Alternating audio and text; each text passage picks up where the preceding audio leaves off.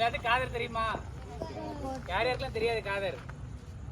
காதர் பற்றி தெரியாதுங்க. யாரு நட்சத்திரா தான் தெரியாது. காதர் வந்து என்னன்னா அகாடமி ஆரம்பிச்சதுலேயே ஜாயின் பண்ண ஃபர்ஸ்ட் பேட்ச்ல காதர் தான்.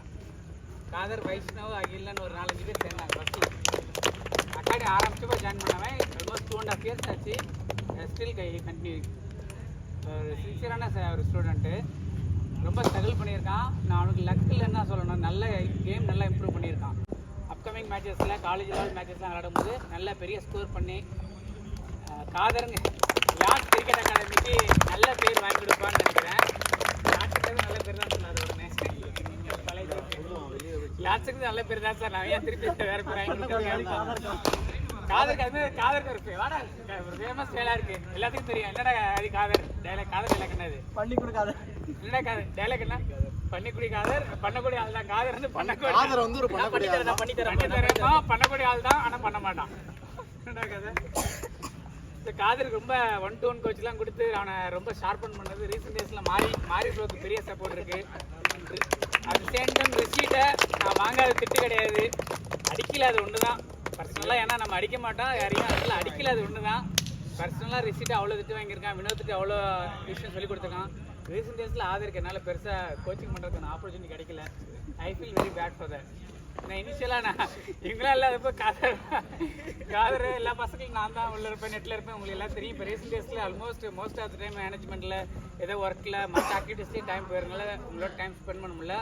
Really I feel very sorry for that. நானும் ஒரு நாள் ஏதாவது வேலையை முடிச்சுட்டு வந்து நெட்ஸ் வரணும் உங்க கூட டைம் ஸ்பெண்ட் பண்ணணும்னு நினைக்கிறேன். பட் அன்ஃபார்ச்சுனேட்லி அது வேறு வேலை ஏதாவது வந்துகிட்டே இருக்குது. மற்ற மேட்சஸ் அரேஞ்ச் பண்ணுறதாகட்டும், இல்லை வீக்கெண்ட் மேட்ச் அரேஞ்ச் பண்ணுறதாகட்டும், இல்லை நம்ம அகாடமியில் ஏதாவது இம்ப்ரூவ்மெண்ட் பண்ணுறதுல அதில் டைம் போகுது. அதனால் காதர் ரீசெண்ட் டேஸில் கோச்சிங் பண்ண முடியலன்னு என்னோடய வருத்தத்தை தெரிவிச்சுக்கிற நேரத்தில் இந்த அகாடமி பற்றி நம்ம கோச்சஸ் பற்றி காதரோட வாயால் ஒரு சில வார்த்தைகள் சொன்னாங்க. பேசிட்டு சொல்லு காதர்வா சொல்கிறேன். உன்னுடைய எதிராக காதர் வாரம் வருவேன்னு சொல்லியிருக்கான். நீங்கள்லாம் நோட் பண்ணிக்கோங்க. வாரம் வருவேன்னு இருக்கான். இது நடக்காதுங்கிறது நான் எழுதிக்கிறேன். காதர் கண்டிப்பாக வருவான். அவங்க அம்மா கண்டிப்பாக வர மாட்டான். அம்மாவை தேர்ந்து வருவான். பாப்பா எத்தனை நாள் வரான்னு பார்ப்பான். அது எல்லாத்தையும் தாண்டி இவன் இந்த இடத்துல ஒரு நல்ல காலேஜில் போய் பார்க்க ஃபாரின்ல போய் படிக்க போகிறான். ஃபாரின் கண்ட்ரி பேர் கோயம்புத்தூர். ஆமாம், கோயம்புத்தூர் ஃபாரின் கண்ட்ரி தான் நமக்குலாம். அங்கே ஜில்லுன்னு இருக்குமா, வெதர்லாம் ஜில்லுன்னு இருக்குமா. ஒரு பெரிய யூனிவர்சிட்டியில் போய் படிக்க போகிற காலேஜும் கிட்டத்தட்ட இங்கே இருக்கிற ஸ்கூல் மாதிரி தான். ஆனால் அதுலேயும் அவன் டிசிப்ளின், அந்த டிசிப்ளின் வந்து அந்த கிரிக்கெட்டால் அவன் டிசிப்ளினை எப்படி வளர்த்துக்க போகிறான்னு பார்ப்போம். அதேமாரி கோயம்புத்தூர் போய் சேர்ந்துருக்கதே கிரிக்கெட் விளையாடுறதுல தான் போய் சேர்ந்துருக்கான்.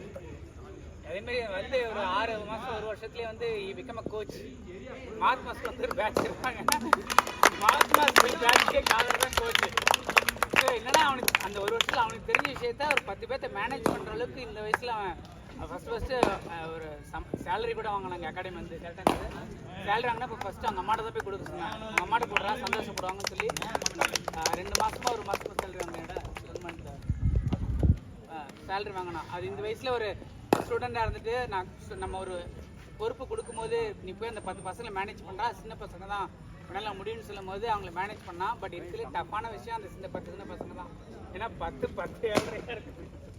இப்போ சார் கரெக்டான சமயத்தில் எனக்கு ஒரு கம்பெனி அமைஞ்சது. இப்போ தான் அர்ஜுன் இப்போ தான் ஜாயின் பண்ணியிருக்கான். அவனுக்கு கம்பெனின்னா சூன் அர்ஜுன் உனக்கு தான் லக் இல்லை. உன்னோட டவுட்டை கிளாரிஃபை பண்ணுறதுக்கு உனக்கு எந்த டவுட்டாக இருந்தாலும் ஃபர்ஸ்ட் பாயிண்ட் ஆஃப் கான்டாக்ட் வந்து இந்த அகாடமியில் காதர் தான். எங்கள் எல்லாத்துக்குமே ரிஷிகே டவுட்னால காதர் தான் கேட்பான். அவ்வளோ பெரிய ஆள்லாம் இல்லை சொல்கிறேன். அப்பா இல்லை, அர்ஜுனோட டவுட்டை கிளாரிஃபை பண்ணுறதுக்கு காதர் வீக்கெண்ட்ஸ் வருவான்டா. எப்போ வருவான்னு கேட்டுக்கோ. உன் டவுட்டெல்லாம் என்ன பண்ணுற ஒரு பேப்பரில் எழுதி வச்சுக்கோ. ஃபோன் நம்பர் வாங்கிக்கோ, வாட்ஸ்அப்பில் கேட்டுக்கலாம். எந்த நேரமாலும் ரீச்சபிளாக தான் இருப்பான். 24/7 இன்ஸ்டாவில் இருப்பான். இன்ஸ்டா ஐடி வந்து IM_AK_83 நோட் பண்ணிக்கோங்க. IM_AK_83 தான் யாருன்னு தெரியல. அதில் வந்து 45 18 17 காதர் வந்து ரீச்சபிளாக இருப்பேன் எப்போதுமே. எந்த டூர்னாலும் கேட்டுக்கலாம். பட் டு பி ஆனஸ்ட் காதர் வந்து கிரிக்கெட் வந்து நல்லா விளையாடி நிறைய லெவல்ஸ் போகணுங்கிறது நம்ம எல்லாத்தோட ஆசை. அன்ஃபார்ச்சுனேட்லி அவனுக்கு டிஸ்ட்ரிக்ட் லெவல் மேட்சஸ்லாம் சான்ஸ் கிடைச்ச சான்ஸ் அவனால யூட்டிலைஸ் பண்ணிக்க முடியல. மேபி அன்லக்கி, நிறைய ரீசன் இருக்குது. கிரிக்கெட் வந்து கேம் மட்டும் போதாது, டைமிங் வேணும். அந்த எக்ஸாக்டாக அந்த டைமிங்கில் அவனுக்கு அந்த வாய்ப்பு இனிமேலும் பண்ணுவான். சார் பிடிச்சிட்டாப்ல காதர்வா என் கிட்ஸ் எல்லாத்தையும் பிடிச்சிட்டான். காதர் பிடிச்சிட்டாப்ல கோச்சிருக்காரு. 1-to-1 கோச்சிருக்காரு. சொல்லி சார் ஸ்டேஜ் ஃபியர் போகணும் இதெல்லாம் பேசுறதுக்கு என்ன இருக்கு? நம்ம பசங்க நல்லா இருக்காங்க சொல்ல நாளைக்கு ஒரு மேன் ஆஃப் தி மேட்ச் அடிச்சுட்டு உன்னை பேச சொல்றாங்க. நான் அரை நேரம் பேசினாலும் பேசிட்டே இருப்பான். ஆமா வெதரை பத்தி தான் பேசக்கூடாது. இங்க என்னைக்கு பாரிக்கு போறேன் அங்க வெதர் நல்லா இருக்கு. இன்னொரு சீக்ரெட் இருக்கு, காதலோட பொலிவுக்கு காரணம் எனக்கு தெரியும். நான் மஞ்சள் பட்டு சத்தியில் முகம் பெருந்து சத்தோ முல்தானி மட்டி போடுங்க எல்லாரும்.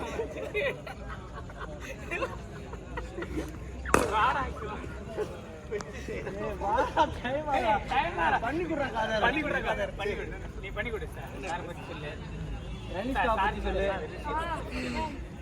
சரி, பசங்களாம் உனக்கு எப்படி இருக்காங்க? சப்போர்ட் பண்ணாங்க. உன்னுடைய அர்ஜுனை பத்தி பேசு. அர்ஜுன் அங்க இருக்கு. அர்ஜுன் இங்க இருக்கான். வினோத் வா நீ. ஆகாஷ் என்ன காஷ் சொல்லல அக்செப்ட் பண்ற ஒரு மென்டாலிட்டி இருக்கு. அதுக்கு பண்ணி கொடுக்காத. அதான் என்ன பண்ணாலும் என்ன தப்பு சொன்னாலும் அதை அக்செப்ட் பண்ணிப்பான்.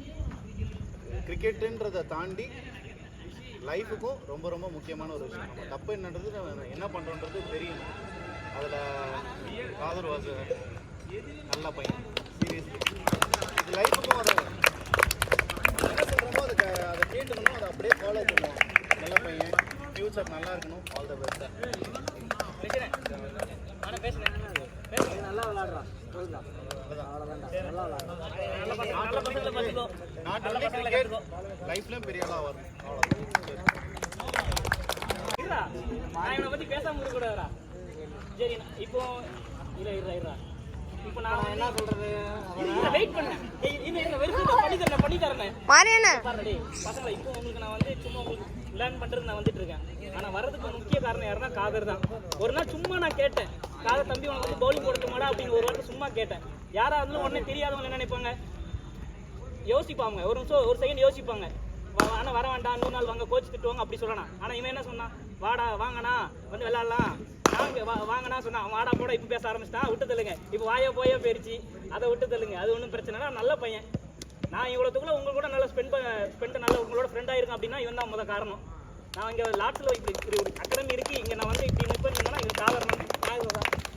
தேனிக்கு குளிக்க போகிறதா இருக்கட்டும், படத்துக்கு போகிறதா இருக்கட்டும், சாப்பாடு போகிறதும் அவனுக்கு ஒரு இழுச்சவாய் கிடைச்சா பந்து அவன் சொல்லிட்டு இருக்கா. Okay guys.